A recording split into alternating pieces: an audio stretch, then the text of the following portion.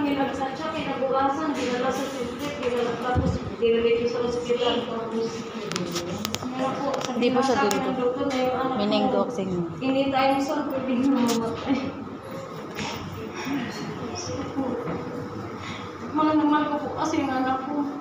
Tapos, nagsisi ako. Sana, lagi ko na lang sana ginaakap yung anak ko. Sana. Hindi ko na siya mayayakap. Kahit anong gawin ko, hindi ko na siya mayayakap. Hindi ko na siya makikita kahit kailan. Nalagaan ko po ng sobra yung anak ko. Ayaw ko pasamayan sa mga dugit na bata kasi ayaw kong madumihan siya. Ayaw kong maglaro siya sa lupa kasi ayaw ko nang magadumihan yung anak ko.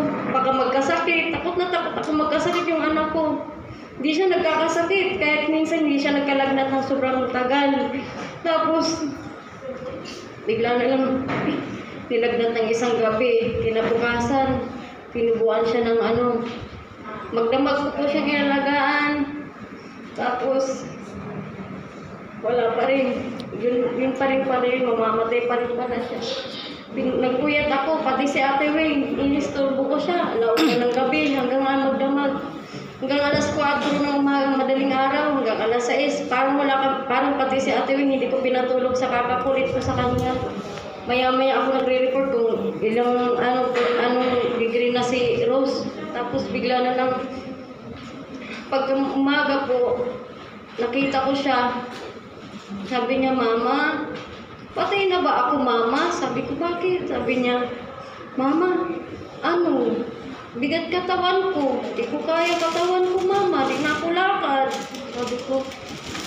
Sabi ko, may sakit ka lang eh. Tapos sabi niya po, Mama, gusto ko, pasyal tayo ha. Tapos ko sakit. Sabi ko, pasyal tayo kasi may balak talaga po kaming mamasyal sa probinsya noon eh. Tapos, yun. Pagka umaga po, nagpalit ako ng pampers sa kanya. Nakita ko po may violet yung yung puwet niya. Sabi ko, baka naman tinulak niya kapatid niyo kaya may violet sa puwet, baka may pasa siya. Kala ko po pasa lang siya. Mga 7 ko siya nakita. Tapos yung sabi ni Ate Wing, dahil ko nakagad sa center. Pagdating ko po sa center na mga 7:45 po ate or 9. Pagdating po sa center, yun po, si Ma'am Robilan po, si Doc Robilan po, binigyan po ako ng referral para sa ospital. Tapos, yun po, natakot po ako kasi wala talaga ang kapira-pera noon. Binigyan ako ni Ate Wing ng pamasahe, pero sabi ko, takot po ako mag-commute kasi takot ako. Sabi ko, ano gagawin ko sa anak ko? Parang nanghihina siya. Pumunta po ako ng barangay, humingi po ako ng tulong. Sabi ko, baka po pwedeng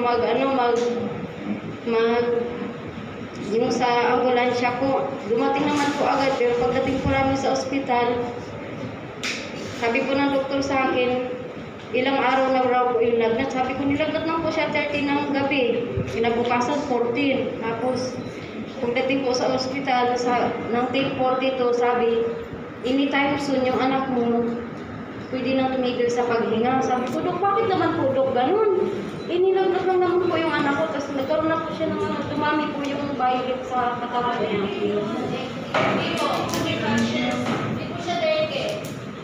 Ano po siya? Na meningococcemia po. Meningococcemia po. Tapos, yun na lang po. Kasi mahaba na po. Salamat po.